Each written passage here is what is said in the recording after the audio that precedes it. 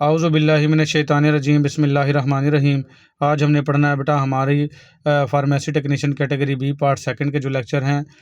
Book है हमारी fundamentals of pharmacology chapter 10 anaesthetic drugs पढ़ने लगे हैं पेज नंबर 79 से। एनेस्थेटिक ड्रग्स क्या होती हैं बेटा? जो मेडिकल से रिलेटेड लोग हैं उनको सबको पता है कि ऐसी अद्वियात जो कि बेहोश करने के लिए या सुन करने के लिए दी जाती हैं वो एनेस्थेटिक ड्रग्स कहलाती हैं। जहाँ स्टिच करना मकसूद हो बेटा वहाँ पे अगर उसी जगह को सुन करना है तो वो लोकल एनेस्थेटिक्स कहलाती हैं, क्योंकि वो उसी जगह को सुन करती हैं और जो पूरी बॉडी के सेंसेशंस को सेंसिटिविटी को कम कर देती हैं, ख़त्म कर देती हैं। जैसा कि बड़े ऑपरेट वगैरह करने के लिए जो हम करते हैं पूरी बॉडी को सुन करते हैं तो वो जनरल एनेस्थेटिक्स कहलाती हैं। तो पढ़ते हैं, इसका आगाज़ करते हैं बाकायदा बेटा। Introduction to drugs use in anaesthetics, उन अद्वियात का तारुफ जो कि एनेस्थेटिक्स में इस्तेमाल होती हैं। Anaesthesia is insensitivity to pain, anaesthesia का मतलब है कि दर्द का एहसास ख़त्म कर देना, दर्द का एहसास ना होना। Specially as artificially induced by the administration of gases, और हम इसको मसनूई तरीके से हासिल करते हैं, बॉडी में कुछ दाखिल करते हैं बेटा। गैसेस जैसे हो गई आर ड्रग्स या अद्वियात before surgical operation, surgical operation से पहले। तो ये मसनूई तरीके से बॉडी में कुछ गैसेस या अद्वियात दाखिल करके ये पेन से इनसेंसिटिविटी की जाती है, इसको हम एनेस्थीसिया कहते हैं। क्लासिफिकेशन क्या है बेटा? इंजेक्टेबल्स में जो इंजेक्शंस के ज़रिए दी जाती हैं उसमें लो पोटेंसी की हैं बेटा, शॉर्ट ड्यूरेशन वाली, कम ताकत वाली, इसमें प्रोकेन आ गया और क्लोरोप्रोकेन आ गया। इंटरमीडिएट पोटेंसी वाली जो दरमियाने दर्जे की हैं बेटा, पोटेंसी कहते हैं ताकत को, और ड्यूरेशन भी इनका दरमियाने दर्जे का ही है। इसमें लिग्नोकेन आ गया और प्राइलोकेन आ गया। फिर हाई पोटेंसी वाली, लॉन्ग ड्यूरेशन वाली, ये मरूजी बेटा आपकी आ सकती हैं या आपको जो है वाइवा पॉइंट ऑफ व्यू से भी पूछा जा सकता है कि थोड़े ड्यूरेशन वाली कौन सी हैं, दरमियाने दर्जे वाली कौन सी हैं और हाई पोटेंसी वाली कौन सी हैं। लॉन्ग ड्यूरेशन वाली तो आपने बतानी है, वो हाई पोटेंसी वाली कौन सी है लॉन्ग ड्यूरेशन की? टेट्राकेन है और ब्यूपीवाकेन है और रोपीवाकेन और डिबुकेन है। तो ये सारी की सारी कौन सी हैं? हाई पोटेंसी की और लॉन्ग ड्यूरेशन वाली हैं। सरफेस एनेस्थेटिक्स हैं, सरफेस कहते हैं सतह को, जो ऊपर वाली जिल्द को जो है वो सुन करती हैं। उसमें सॉल्युबल हैं, सॉल्युबल कहते हैं हल होने वाली, इसमें कोकेन है, लिग्नोकेन है, टेट्राकेन है और बिनोजाइनेट है। फिर उसके बाद इनसॉल्युबल जो हल नहीं होती उसमें बेंजोकेन है, ब्यूटम्बेन और ऑक्सीथाजेन है। ठीक है, ये सारी बेटा इनसॉल्युबल थी। तो ये सारा चैप्टर बाकी आसान है, ये अद्वियात के नाम थे बस, थोड़े से ये होते इसी तरीके से हैं। फिर आ जाएगा जनरल एनेस्थीसिया। जनरल एनेस्थीसिया मैंने बताया बेटा ऐसा बेहोशी जो पूरी बॉडी के अंदर सुन कर देगी, सेंसेशंस को ख़त्म कर देगी, वो जनरल एनेस्थीसिया कहलाती है बेटा। General anaesthesia is a total unconsciousness of the body, इसमें जनरल एनेस्थीसिया में पूरी बॉडी जो है वो अनकॉन्शियस हो जाती है। अचीव्ड बाय द ड्रग्स, और इसको अद्वियात से हासिल किया जाता है। That effects the whole body, जो पूरी बॉडी को मुतासर करती है। It is use for major surgical operation, ये बड़े बड़े जो सर्जिकल ऑपरेशन हैं जराही के उनके लिए किया जाता है, जैसे टांग का ऑपरेशन हो गया या बच्चे का बड़ा ऑपरेशन जिसको सिजेरियन सेक्शन या सी सेक्शन बोलते हैं उसके लिए किया जाता है। फिर आ जाएंगे बेटा लोकल एनेस्थीसिया। लोकल एनेस्थीसिया वो होगा जहाँ पे आपने छोटा मोटा ऑपरेशन करना है या स्टिच करने हैं, वहीं उसी जगह को सुन किया जाए तो वो लोकल एनेस्थीसिया कहलाता है। Anaesthesia that effects the limited area of the body, anaesthesia जो कि लिमिटेड एरिया जो बॉडी का उसको मुतासर करे। And is use for minor surgical operations, और जो छोटे मामूली, एम से माइनर एम से मामूली बेटा ऐसे कर सकते हैं, सर्जिकल ऑपरेशंस के लिए किया जाए। जैसे डेंटल प्रोसीजर, जैसे दांत का प्रोसीजर हो गया, दांत वगैरह निकालना, तो वो उसी जगह को सुन करते हैं और दांत वगैरह निकाल देते हैं। For patient under going surgical and other medical procedures, वो मरीज़ जो कि जिनका ऑपरेशन हो रहा हो या कोई मेडिकल प्रोसीजर किया जा रहा हो। Anaesthesia provides these 5 important benefits, उन मरीज़ों को जो एनेस्थीसिया है वो 5 अहम जो है वो फ़ायदे देता है। बेनिफिट क्या होते हैं? फ़ायदे। तो कौन कौन से फ़ायदे हैं बेटा? ये भी आ सकता है शॉर्ट क्वेश्चन में, 5 बेनिफिट्स ऑफ एनेस्थीसिया। तो आपने बताना है बेटा सिडेशन सुकून देता है, रिडक्शन ऑफ एंजाइटी, और जो परेशानी है उसको कम करता है। जो मरीज़ जो है जिसका ऑपरेशन किया जा रहा हो वो बहुत परेशान हो जाता है, पता नहीं मेरे साथ क्या होने लगा, तो एंजाइटी भी ख़त्म हो जाएगी और उसको सुकून आएगा। सिडेशन ऐसे सुकून ऐसे याद कर लें बेटा। फिर आ जाएगा लैक ऑफ अवेयरनेस, उसको जो है कोई भी चीज़ का पता नहीं चलेगा, यानी उसकी वाकफियत कम हो जाएगी, क्या हो रहा है उसके साथ, वो अवेयरनेस उसकी कम हो जाएगी। लैक का मतलब कमी होना। एमनीसिया कहते हैं बेटा याददाश्त कहीं चले जाना, यानी उसको कुछ याद ही नहीं रहेगा। ठीक है, तो उसको अवेयरनेस नहीं रहेगी और उसको याद भी नहीं रहेगा कुछ। स्केलेटल मसल रिलैक्सेशन, उसके स्केलेटल मसल्स जो हैं वो रिलैक्स हो जाएंगे। स्केलेटल मसल कहते हैं बेटा वो गोश्त, वो पट्टे जो हड्डियों के साथ जुड़े होते हैं, स्केलेटन ढांचे को कहते हैं बेटा, तो वो रिलैक्स हो जाएंगे। यानी वो हाथ पाँव नहीं मारेगा, ये ना हो डॉक्टर को चपेटे कट मारे, ऐसे नहीं होगा। स्केलेटल मसल्स भी रिलैक्स हो जाएंगे उसके। सुप्रेशन ऑफ अनडिज़ायरेबल रिफ्लेक्सेस, और नाखुशगवार रिफ्लेक्सेस जो हैं उसके, हाथ पाँव मारना, ये भी जो है ये स्प्रेस हो जाएंगे, दब जाएंगे। और एनाल्जेसिया, एनाल्जेसिया कहते हैं बेटा ऐसी अद्वियात जो दाफे दर्द हों, पेन किलर हों, उनको एनाल्जेसिया कहते हैं, यानी उनको उसको पेन भी नहीं होगा। तो ये 5 फ़ायदे हो जाएंगे उसको एनेस्थीसिया देने के। तो स्टेजेस ऑफ एनेस्थीसिया, एनेस्थीसिया की कौन कौन सी स्टेजेस होती हैं बेटा? Anaesthetic drugs effect can be divided into 4 stages of increasing depth of central nervous system depression. Anaesthetic जो ड्रग्स हैं उनको हम तकसीम करते हैं 4 स्टेजेस में बेटा, जो कि जिससे बेटा गहराई भी बढ़ती है सेंट्रल नर्वस सिस्टम की, जो डिप्रेशन है जिसको डिप्रेस करते हैं। ये ऐसी मेडिसिन होती हैं बेटा जो सेंट्रल नर्वस सिस्टम में जाके जो पेन का सेंटर होता है, जिससे दर्द का एहसास होता है, उसको डिप्रेस कर देती हैं, जिससे दर्द का एहसास नहीं होता। तो 4 कैटेगरीज हैं, वो कौन कौन सी हैं बेटा? ये भी आ सकता है आपका 5 नंबर का कि स्टेजेस ऑफ एनेस्थीसिया बताएं, तो ये 4 स्टेजेस के नाम लिख देने हैं और 5 नंबर मिल जाएंगे आपको। स्टेजेस ऑफ एनाल्जेसिया, पहली स्टेज क्या है? इतनी की दवा देना कि दर्द का एहसास ख़त्म हो जाए, इसको क्या कहेंगे? Stage of analgesia. फिर दूसरी है एक ऐसी डोज होती है स्टेज ऑफ एक्साइटमेंट, उसको एक्साइटमेंट हो जाएगी बेटा, वो एक्साइट हो जाएगा पेशेंट, ठीक है। एक्साइटमेंट कहते हैं बहुत ज़्यादा उसको खुशी का एहसास होना, यानी उसकी एंजाइटी ख़त्म हो जाएगी, एक्साइटमेंट उसमें आ जाएगी। स्टेजेस ऑफ सर्जिकल एनेस्थीसिया, फिर एक स्टेज है सर्जिकल एनेस्थीसिया की, यानी कि जब आपने ऑपरेशन करना है तो उसमें बेहोशी जो की जाएगी वो स्टेज ऑफ सर्जिकल एनेस्थीसिया होगी। और फिर आ जाएगी बेटा stage of medullary depression. Medulla oblongata बेटा दिमाग में होता है, तो उसको वो डिप्रेस हो जाएगा, ये स्टेज क्या होगी? मेडुलरी डिप्रेशन कहलाएगी। 4 स्टेजेस हैं। Drugs use in anaesthetics, anaesthetics में कौन कौन सी अद्वियात इस्तेमाल होती हैं? जनरल एनेस्थेटिक्स में आ जाएंगी इनहेल, इनहेल कहते हैं बेटा सुंघाया जाएंगी अद्वियात, सुंघा के बेहोश किया जाएगा बंदे को, इनको हेलोथेन कहते हैं। एंड इंट्रावेनस भी होती हैं जिनको बेंजोडाइजापीन्स कहते हैं बेटा। इंट्रावेनस जो दी जाएंगी बेटा वेंस के ज़रिए, इंजेक्शन या ड्रिप के ज़रिए, और इनहेल्ड वाली हेलोथेन होगी, ठीक है। लोकल एनेस्थेटिक भी होती है लिडोकेन, लिडोकेन, लिग्नोकेन वगैरह, ये केन लगा होता है आखिर में, ये याद रखना आपने। तो सबसे पहले वाली पढ़ते हैं हम बेटा हेलोथेन, ये जनरल एनेस्थेटिक्स है, इनहेल्ड है, यानी ये सांस के ज़रिए सुंघाई जाएगी। मैकेनिज्म ऑफ एक्शन कैसे काम करती है ये? No specific receptor has been identified as the locus of general anaesthetic action. अभी तक कोई स्पेसिफिक रिसेप्टर जो है वो इनको शनाख्त नहीं हुआ है साइंसदानों को, डॉक्टर्स को, कि किस पे जाके काम करती है, ठीक है। और जनरल एनेस्थेटिक जो एक्शन है उसकी जगह क्या है, कि किस जगह पे काम जाके करती है, बस ये है कि इससे काम हो जाता है बस। अभी तक डॉक्टरों को इसकी जो रिसेप्टर जो है वो लोकेट नहीं हुए, पता नहीं चला। रिसेप्टर मैंने पहले भी बताया हुआ है बेटा, रिसेप्टर क्या होते हैं?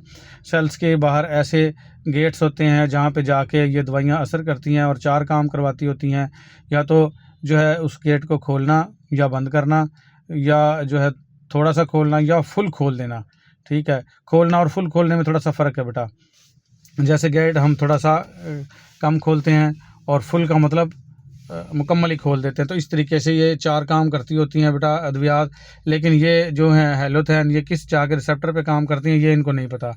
General anaesthetics increase the sensitivity of GABA receptors, ये जो जनरल एनेस्थेटिक्स हैं, ये जो गाबा रिसेप्टर हैं, gibberellin amino butyric acid receptors हैं बेटा, इनकी सेंसिटिविटी को बढ़ा देते हैं at clinically effective concentrations of the drug. और ऐसी इतनी अद्वियात दी जाती हैं जिनकी मिकदार जो है क्लिनिक पे इफेक्टिव है और इनका तजर्बा किया जा चुका है। कंसनट्रेशन कहते हैं बेटा मिकदार, ठीक है। This causes a prolongation of inhibitory chloride ion, ये क्या इसकी वजह से क्या होता है? जो इनहिबिटरी क्लोराइड आयन हैं वो लंबे अरसे तक इनहिबिट ही रहते हैं। Current after pulse of GABA release, जैसे ही गाबा रिलीज़ किया आपने और पल्स आई, दिल की धड़कन आई, तो ये पहुंचा और फ़ौरन ही इसने क्या कर दिया, जो इनहिबिटरी क्लोराइड आयन हैं उनको जो है वो प्रोलॉन्ग कर दिया, यानी कि लंबे अरसे तक वो इनसेंसिटिव हो गए। Post synaptic neural excitability is diminished, और जो बेटा ये न्यूरॉन्स होती हैं एक न्यूरॉन जो पैगाम लेके आती है उसके बाद दूसरी न्यूरॉन को पैगाम भेजते हैं, तो बीच का जो गैप होता है उसको कहते हैं साइनैप्स। तो जो पहले वाली न्यूरॉन है उसको प्री साइनेप्टिक न्यूरॉन कहते हैं और जो बाद वाली न्यूरॉन है उसको पोस्ट साइनेप्टिक न्यूरॉन कहते हैं। तो उसके अंदर जो पोस्ट साइनेप्टिक न्यूरॉन है उसकी एक्साइटेबिलिटी जो है वो गायब हो जाती है। मैं ये दिखाता हूँ आपको। ये न्यूरॉन होती है बेटा, ये देखें, ये प्री वाली न्यूरॉन है, ये प्री लिखा हुआ है और ये पोस्ट है। ये दरमियान का जो हिस्सा है ये बेटा ये गैंग्लियन है, लेकिन ये जो बीच का हिस्सा है ये साइनेप्स है।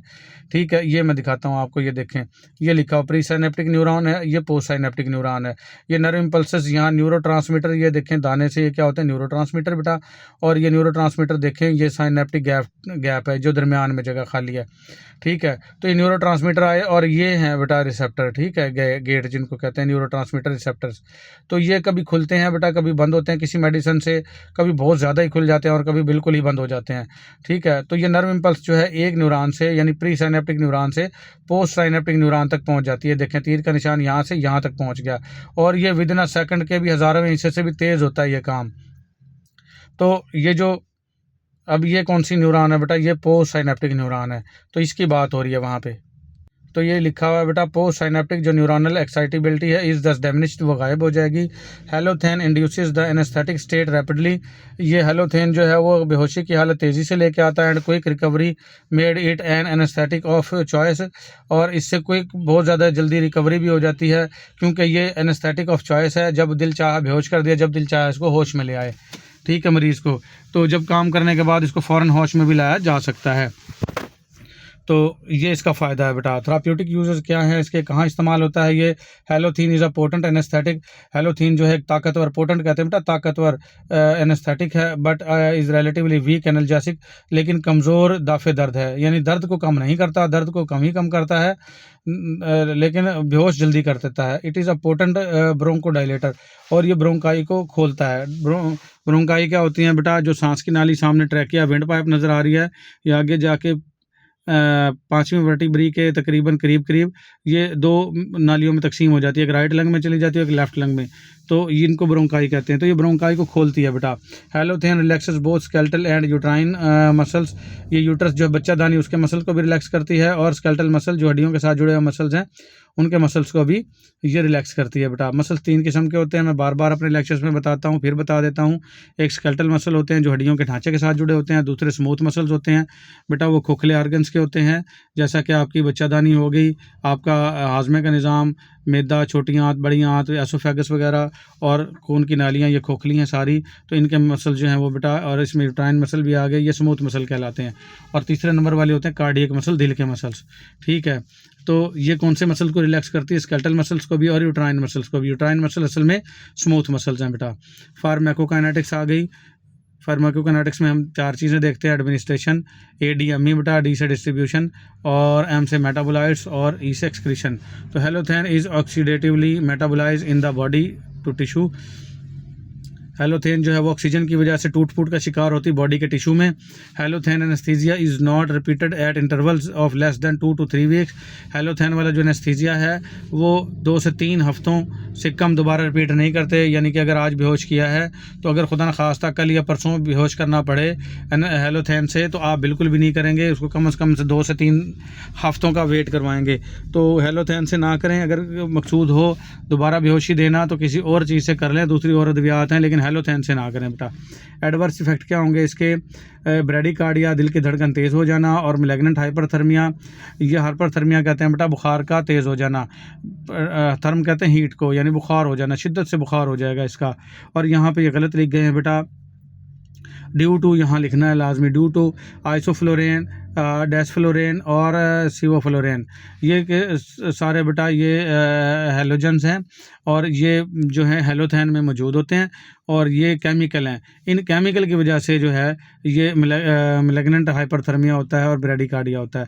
तो यहाँ लफ्ज़ ड्यू टू लिख लें बेटा। ठीक है, फिर आ जाएगा बेंजोडाइजापीन्स। बेंजोडाइजापीन्स भी आप पढ़ के आए हैं बेटा, ये भी नींद आवर दवा होती हैं, जनरल एनेस्थेटिक्स हैं ये, और इंट्रावेनस दी जाती हैं। IV एनेस्थेटिक हैं, इंट्रावेनस यानी ड्रिप के ज़रिए, इंजेक्शन के ज़रिए दी जाएंगी। Cause the rapid introduction of the anaesthesia, ये तेज़ी से बेहोश करती हैं मरीज़ को। This is often described as occurring with one arm brain circulation, ये इसको हम डिस्क्राइब करते हैं कि ये इतनी जल्दी होती है कि एक बाजू से अगर आपने इंजेक्शन लगाया है तो सर्कुलेशन टाइम जो है दिमाग तक पहुंचने का, यानी बाजू से जो ब्लड दिमाग तक पहुंचेगा इतनी देर में ही बंदा बेहोश हो जाता है। सिर्फ लगाते ही फ़ौरन से ही बंदा टुन हो जाएगा। और the time it takes to the drug to travel from the site of injection usually the arm to the brain. ये यहाँ ज़्यादा वाज़ेह कर दिया है कि ये इतना ही टाइम लेती है दवा के ट्रैवल, जहाँ पे वहाँ से ट्रैवल करेगी, सफ़र करेगी उस जगह से, साइड से जहाँ आपने इंजेक्शन लगाया है, और वह जगह आमतौर पे बाजू ही होता है, टू द ब्रेन दिमाग तक, यानी जैसे ही बाजू से दिमाग तक पहुँचेगी और ये अपना काम दिखा देगी। Where it has its effects, वहाँ पर ये अपने असरात देती है। Anaesthesia may then be maintained with an appropriate inhalation agent, और इसका जो एनेस्थीसिया है इसको मेंटेन रखा जा सकता है इन्हेलेशन एजेंट से, यानी कुछ चीज़ सूंघाई भी जाएगी। अगर खुदा न खास्ता मरीज़ होश में आने लगेगा तो कोई चीज़ सूंघा देंगे, जैसे हेलोथेन सूंघा दी, ठीक है, ये तो इंजेक्शन के ज़रिए दी ना बेंजोडाइज़ापीन। तो अगर मरीज़ का ऑपरेट अभी बाकी है और मरीज़ का जो है वो इसका असर ख़त्म हो रहा है बेंजोडाइज़ापीन्स का, तो उसको कोई ना कोई सूंघा देंगे हेलोथेन वगैरह, तो वो मज़ीद बेहोश हो जाएगा। For detail see in anxiolytic and hypnotic drugs, तो इसकी डिटेल जो है हम बेंजोडाइज़ापीन्स की एंजियोलाइटिक और हिप्नोटिक ड्रग्स में देख आए हैं। फिर आ जाएगा बेटा लिडोकेन, ये लोकल एनेस्थेटिक है। आपको पता है बेटा जहाँ स्टिच वगैरह लगाना मकसूद होते हैं वहाँ पे इंजेक्शन लगाते हैं ताकि जगह सुन हो जाए। तो फार्माकोकाइनेटिक्स क्या है इसकी बेटा? फार्माकोकाइनेटिक्स होती है ADME, ए से एडमिनिस्ट्रेशन, डी से डिस्ट्रीब्यूशन, एम से मेटाबोलाइट्स और ई से एक्सक्रीशन। और ये वो चीज़ें होती हैं बेटा जो आपकी बॉडी अद्वियात के साथ करती है। तो तमाम अद्वियात का फार्माकोकाइनेटिक्स लिखना ज़रूरी होता है फार्माकोलॉजी में। तो local anaesthetics are usually administered by injection, local anaesthetic जो है वो इंजेक्शन के ज़रिए दी जाती हैं। इन द डर्मिस, डर्मिस कहते हैं जिल्द में, and soft tissues, soft tissues में, located in the area of nerves, और जो वहाँ पे जो एरिया जो है वो नर्व्स का मौजूद होता है। नर्व्स तो बेटा पूरी बॉडी में हर जगह पे ही मौजूद है, जहाँ पे भी लगाएंगे वहाँ नर्व्स के साथ इसका ताल्लुक बनेगा ही बनेगा। Thus absorption and distribution are not as important in controlling the onset of effect, तो इसकी जाज़बियत और इसकी डिस्ट्रीब्यूशन जो है वो इतनी इंपॉर्टेंट नहीं है, क्योंकि कंट्रोलिंग इसका जो वन सेट ऑफ इफेक्ट जो है वो कंट्रोल है, ठीक है। लोकल एनेस्थेटिक्स एबुलिश सेंसेशन, जो ये लोकल एनेस्थेटिक हैं ये सेंसेशन को गायब कर देती है। एबुलिश का मतलब भी गायब कर देना है बेटा। इन हायर कंसंट्रेशन, अगर ये ज़्यादा मकदार में दे दी जाएंगी, motor activity in a limited area of the body, और ये मोटर जो एक्टिविटी है किसी भी बॉडी के जो लिमिटेड एरिया में जहाँ ये लगाई हैं उसकी सेंसेशन को भी ये एबुलिश कर देंगी, ठीक है, यानी गायब कर देंगी, वहाँ पे सेंसेशंस नहीं होंगी। किसी भी शख्स को अगर कोई लंप वगैरह, फोड़ा वगैरह है, उसको दबा के उसकी पीप वगैरह निकालनी है तो वहाँ ये लगा देते हैं, और जैसे मर्ज़ी दबा दें उसको, फिर बेटा उसको दर्द का एहसास नहीं होता। तो वहाँ पे क्या हो गया, एबोलिश हो गई हैं सेंसेशंस। मैकेनिज़्म ऑफ एक्शन, काम कैसे करती है? The primary mechanism of action of local anaesthetic is blockade of voltage gated sodium channels. ये वोल्टेज गेटेड जो सोडियम के चैनल हैं जो अभी मैंने दिखाए थे बेटा, गेट्स या जिनको रिसेप्टर कहते हैं, ये उनको ब्लॉक कर देती है, ठीक है। थेराप्यूटिक यूजेस, इसको कहाँ इस्तेमाल करते हैं बेटा? Lidocaine is probably most commonly use, lidocaine जो है वो आम तौर पर इस्तेमाल किया जाता है। लिडोकेन एनेस्थेटिक्स काज वेजोडाइलेशन, अच्छा बेटा ये कॉमनली यूज्ड आगे नहीं लिखा, यूज्ड फॉर लोकल एनेस्थेटिक्स लिख लें यहाँ पे, ठीक है। आम तौर पर ये लोकल एनेस्थेटिक के लिए यूज़ किया जाता है। लोकल एनेस्थेटिक्स जो है काजेज वेजोडाइलेशन, इससे जो खून की नालियाँ हैं वो डायलेट होती हैं, खुलती हैं, which leads to rapid diffusion away from the site of the action. तो इससे डिफ्यूजन हो जाती है, जिस जगह पे आपने ये साइट ऑफ एक्शन की है इससे ये दूर तक चला जाता है, result in short duration of action, और इससे जो इसका काम करने का जो दौरानिया वो कम हो जाता है। यानी जितनी जल्दी हो सके इंजेक्शन वगैरह लगा लें, या आप जो है वो मतलब स्टिच लगाने तो लगा दें। अगर किसी लंप से पीप वगैरह निकालनी है तो निकाल दें, क्योंकि इसके असरात जो है वो जल्दी ख़त्म हो जाएंगे, क्योंकि इसने खून की नालियों को डायलेट कर दिया है, और जहाँ इसकी ये दवा लगाई है ये वहाँ से कहीं और ही पहुँच जाएगी, और वहाँ के सेंसेशंस क्या हो जाएंगी, दोबारा आ जाएंगी और दर्द होना शुरू हो जाएगा। तो इसलिए ये शॉर्ट ड्यूरेशन का है बेटा, एक्शन का है। When these drugs are administered alone, जब ये दवाइयाँ अकेली दी जाएंगी तो इनका ड्यूरेशन बहुत शॉर्ट है।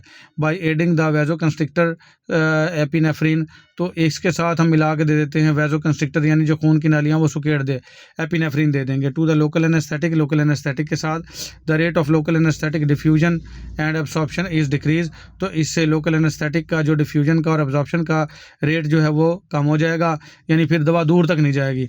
अगर आपने केला लगाया है तो दवा दूर तक पहुंच जाएगी, क्योंकि वेज़ोडाइलेशन है। इसके साथ अगर आप एपिनेफ्रिन मिला देंगे तो इससे खून की नालियाँ सिकुड़ जाएंगी और ये जल्दी से दूर नहीं जाएगा और वहाँ पे दर्द का एहसास ज़्यादा देर तक नहीं होने देगा और सुन रखेगा जगह को। This both minimises systemic toxicity, और ये बहुत दोनों मिलके जो सिस्टमिक टॉक्सिसिटी है यानी जहरीलापन है उसको कम से कम कर देते हैं, and increase the duration of action, और काम करने का जो दौरानिया है वो बढ़ा देते हैं। ये फ़ायदेमंद है, दोनों को मिला के अगर लगा देंगे तो। सिस्टमिक टॉक्सिसिटी कहते हैं बेटा कुछ अद्वियात ऐसी होती हैं जो जाके जिगर को मुतासर करती हैं, गुर्दों पे असर डालती हैं, तो ये दोनों अद्वियात मिला के दे देंगे तो फ़ायदा होगा डबल, कि एक तो इसका काम का दौरानिया बढ़ जाएगा, इसका असर ज़्यादा देर तक रहेगा, ठीक है, और दूसरा ये सिस्टमिक टॉक्सिसिटी भी कम कर देंगी। एडवर्स इफेक्ट क्या होते हैं बेटा इसके? लिडोकैन के, लोकल एनेस्थेटिक के, न्यूरल टॉक्सिसिटी, ये जो न्यूरॉन्स हैं उसके लिए जहरीली हैं थोड़ी बहुत, ये एलर्जिक रिएक्शन कर सकती हैं, depress cardiac pacemaker activity, और दिल की जो पेस मेकर एक्टिविटी है उसको कम कर सकती हैं, दिल घबरा सकता है, एक्साइटेबिलिटी हो सकती है, एंड कंडक्शन हो सकती है। एक्साइटेबिलिटी कहते हैं बेटा हसासियत, यानी एहसास जो है वो ख़त्म हो जाएगा, एंड कंडक्शन कहते हैं बेटा हैजान की कैफियत, परेशानी वगैरह, तो ये हो सकते हैं इसके एडवर्स इफेक्ट में। तो ये था हमारा बेटा जो अद्वियात यूज़ होती थी बेटा एनेस्थीसिया में। तो ये हमारा चैप्टर 10 ख़त्म हो गया है। अगले लेक्चर में हम पढ़ेंगे चैप्टर 11 जो कि होगा introduction of autacoid and their antagonist. तो आज के लिए इतना ही बेटा, मिलेंगे अगले लेक्चर में। अल्लाह हाफिज़।